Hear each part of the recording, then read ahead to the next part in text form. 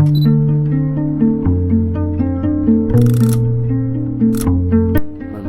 seorang perencana sangatlah penting karena dengan adanya suatu perencana untuk mengolah tata ruang yang akan digunakan dalam suatu proyek. Namun, jika seorang perencana itu tidak ada, maka alur kerja dari suatu proyek tidak bisa terlaksana secara efisien, seperti halnya gedung terbengkalai yang ada dalam video. Jadi, marilah kita menjadi seorang perencana yang baik guna dapat menjalankan proyek secara efisien dan berkembang.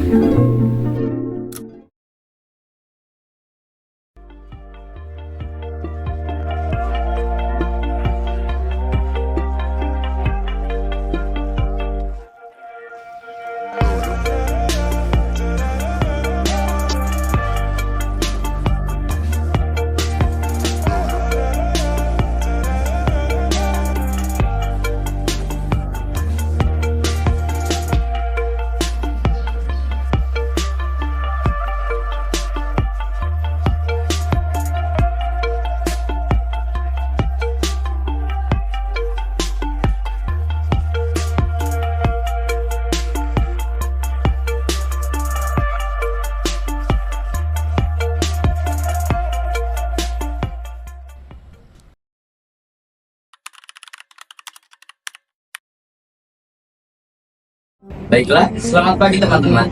Mengenai hasil observasi yang kita lakukan kemarin di gedung terbengkalai, mari kita berdiskusi atas masalah yang terjadi di gedung tersebut. Mungkin untuk permasalahan kali ini, apakah pendapat kalian tentang dampak negatif gedung terbengkalai tersebut bagi lingkungan sekitar? Nah, untuk dampak lingkungan, itu di sana itu sering terjadinya kejahatan. Yang pertama itu adalah terjadinya kasus pembunuhan atau bunuh diri, dikarenakan beberapa informasi yang telah saya dapat juga, di sana tuh banyak banget kasus bunuh diri yang dilakukan. Yang kedua adalah terjadinya hal-hal yang tidak senonoh yang terjadi dikarenakan tempat itu kosong dan jarang adanya orang di sana. Jadi orang-orang di sana tuh pada berani untuk melakukan hal tersebut karena tidak tahu. Dan menurut pendapat saya, gedung angkrat membawa berbagai risiko keamanan dan keselamatan bagi lingkungan, termasuk peningkatan kriminalitas dan ancaman kecelakaan. Solusi terbaik adalah dengan mengelola kembali gedung angkrat melalui revitalisasi atau pengawasan ketat, sehingga tidak menjadi sumber masalah di komunitas. Oke, sebelumnya saya setuju dengan pendapat Jihan dan Zaki, tapi di sini saya izin menambahkan, menurut saya, selain dampak negatif bagi lingkungan, juga ada dampak negatif bagi ekonomi, yaitu gedung terbengkalai cenderung merusak estetika dan juga menurunkan nilai properti di sekitarnya dan kehilangan daya tarik ekonomi sehingga membuat para investor itu tidak tertarik sama sekali untuk berinvestasi, dan pemilik gedung atau pemerintah lokal seringkali harus menanggung biaya pemeliharaan atau pembongkaran yang bisa menjadi beban keuangan juga. Nah, kita sebagai mahasiswa, bagaimana peran kita dalam merubah gedung terbengkalai tersebut menjadi tempat yang lebih fungsional? Nah, untuk mengubah gedung terbengkalai tersebut menjadi lebih fungsional, salah satunya adalah dengan cara merenovasi dan mengelola bangunan tersebut. Nah, setelah dikelola, ini dapat dimanfaatkan sebagai pusat pelatihan untuk masyarakat, seperti melatih bakat dan juga mengembangkan potensi diri setiap masyarakat, terutama anak-anak. Dan gedung angkrat juga membawa berbagai risiko keamanan dan keselamatan bagi lingkungan, termasuk peningkatan kriminalitas dan ancaman kecelakaan. Solusi terbaik adalah dengan mengelola berbagai gedung tersebut melalui revitalisasi atau pengawasan ketat, sehingga tidak menjadi sumber masalah di komunitas. Tapi dari yang kita lihat kemarin, kenapa pembangunan gedung terbengkalai tersebut memiliki kendala dalam proses pembangunan? Nah, kendala yang sering dihadapi dalam pembangunan mungkin bisa jadi pertama, masalah finansial, di mana dari proyek tersebut kekurangan dana dalam pembuatannya. Lalu selanjutnya adalah kurangnya perencanaan.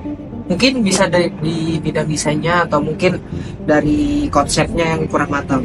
Lalu yang terakhir ada yaitu kekurangan sumber daya manusianya. Contohnya kekurangan tenaga ahlinya atau mungkin penggunaan teknologi yang tidak memadai. Nah, kendala ini dapat diatasi dengan perencanaan awal yang matang dan komunikasi terbuka dengan semua pemangku kepentingan. Baiklah, mungkin dari hasil diskusi kita kali ini, kita dapat mengambil kesimpulan bahwa kita sebagai mahasiswa hanya dapat memberikan usulan atau pendapat mengenai masalah yang terjadi pada lingkungan lain. Namun, tidak dapat langsung menyelesaikan masalah tersebut karena butuh lebih bantuan kepada pihak-pihak yang berwajib.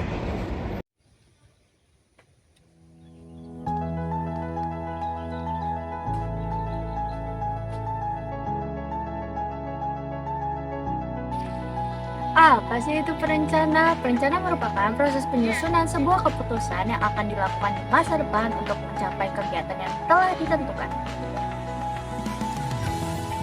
Proses perencanaan terbagi menjadi tiga. Pertama adalah blueprint planning. Blueprint planning merupakan rencana yang digunakan untuk merencanakan, mengkomunikasikan, dan menggambarkan detail suatu proyek. Yang kedua adalah sistem planning. Sistem planning merupakan perencanaan sistem yang dilakukan oleh perusahaan untuk membuat rencana umum dengan infrastruktur digital atau sistem informasi. Yang ketiga ada collaborative planning. Apa sih itu collaborative planning? Collaborative planning merupakan sebuah inisiatif untuk meningkatkan efisien sebuah persediaan.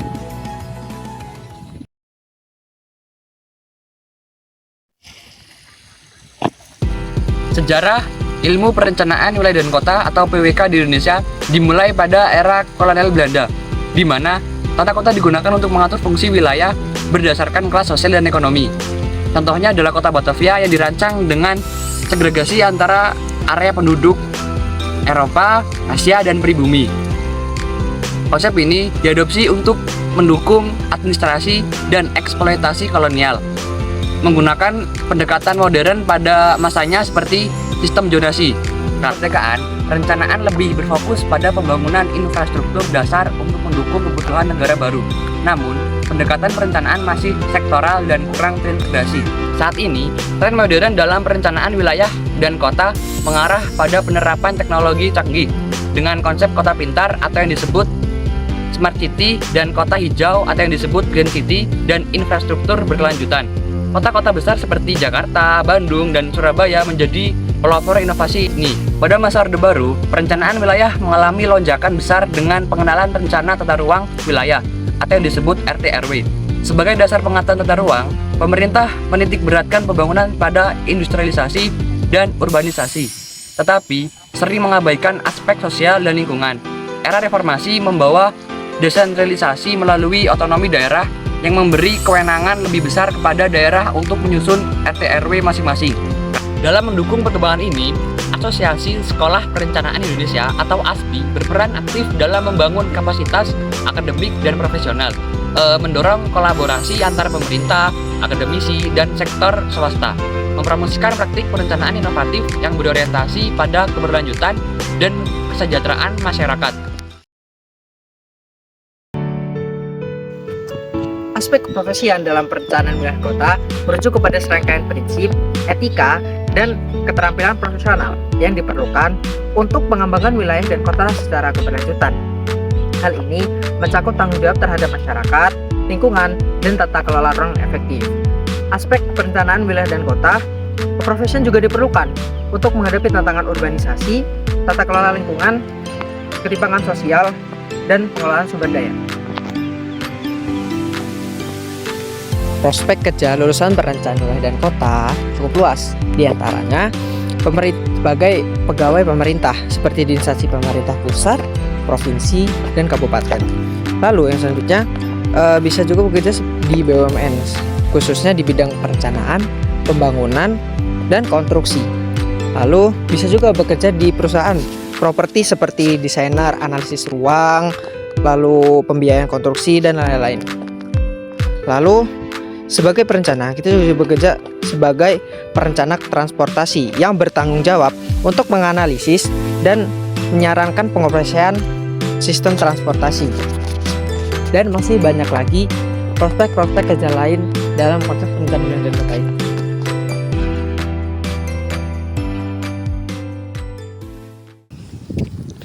Ruang lingkup adalah sebuah konsep yang merujuk pada batasan, cakupan, atau wilayah yang dijangkau oleh suatu kegiatan, proyek, atau studi.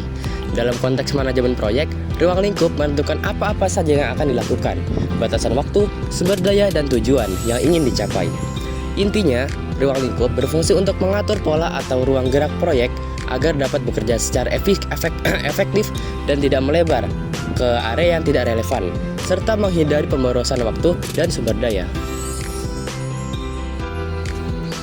Ruang lingkup sering digunakan dalam perencanaan proyek, penelitian, dan bahkan dalam kebijakan publik untuk mengidentifikasi aspek-aspek apa saja yang menjadi fokus dalam suatu tujuan. Sebagaimana dalam prodi perencanaan wilayah dan kota ITERA, kita perlu memahami rincian tentang apa-apa saja yang harus dilakukan dan diperhatikan dalam mengelola proyek pembangunan seperti lokasi proyek, jenis pembangunan yang akan dilakukan, sumber daya, dan tujuan dan juga sasaran. Kota adalah suatu wilayah pemukiman yang lebih kompleks, yang memiliki struktur pemerintahan dan sosial yang berkembang, serta dilengkapi dengan berbagai fasilitas dan infrastruktur yang mendukung kehidupan warganya. Kota juga menjadi pusat pemerintahan, perekonomian, yang dimana berbagai aktivitas manusia berlangsung secara kompleks dan terstruktur.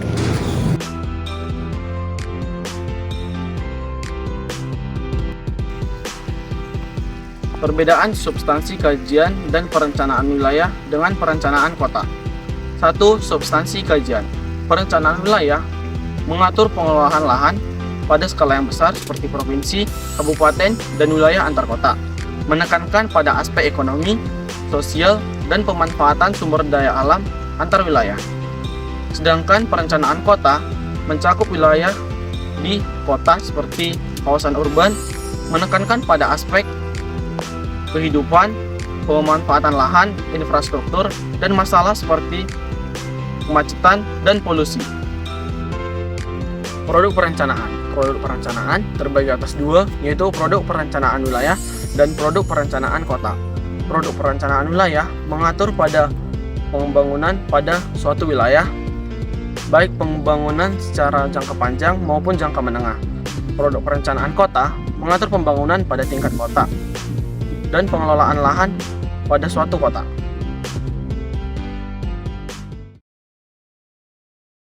Dari data pengelolaan wilayah dan kota dapat kita ambil kesimpulan yaitu bahwa ketika memahami pengelolaan tata ruang dalam karena mereka berperan penting dalam mengelola pertumbuhan daerah yang berimbang dan berkelanjutan.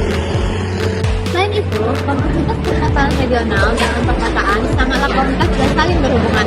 Maka, solusi yang efektif memerlukan pendekatan holistik dan pemahaman yang mendalam terhadap kota daerah.